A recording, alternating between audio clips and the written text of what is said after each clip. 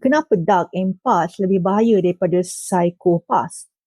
Sebelum tu kalau korang nak tahu, klik link follow untuk dapatkan banyak informasi yang menarik.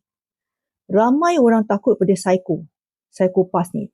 Tapi tahu tak, ada satu jenis manusia yang jauh lebih bahaya, licik, halus, iaitu dark empath. Psychopath ni tak ada empati langsung. Hati beku. Kalau dia sakiti orang, dia tak rasa bersalah pun. Dia dingin. Kita boleh rasa bahaya tu. Secara terang, musuh tu.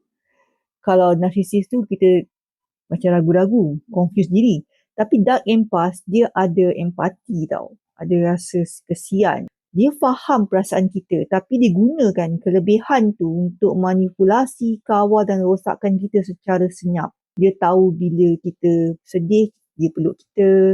Bila nak tarik diri, bila dia nak buat kita rasa bersalah. Dan dia tahu cara kita nak buat kita rasa terhutang budi, terbeban, emosi, dan akhirnya terikat emosi.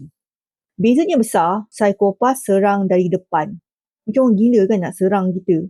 Tapi dark empath masuk dari dalam. Dia tak bunuh badan kita, dia bunuh jiwa kita perlahan-lahan. Dan yang paling menakutkan, dark empath tak nampak jahat. Dia mungkin pasangan yang caring, kawan yang baik, yang di belakang tu ada agenda tersendiri. Atau ketua yang sangat memahami. Tapi semua tu ada udang di sebalik batu. Dia nak kawal, dia nak berkuasa, dia nak duit, dia nak tipu kita, tapi dengan senyuman. Kenal seseorang yang buat kita sayang, tapi dalam masa sama, kita makin hilang diri. Itu mungkin bukan cinta, itu mungkin dark empath. Saya penulis buku Topeng Narsis dan ada bonus Journey to Super Empath. Klik link bio.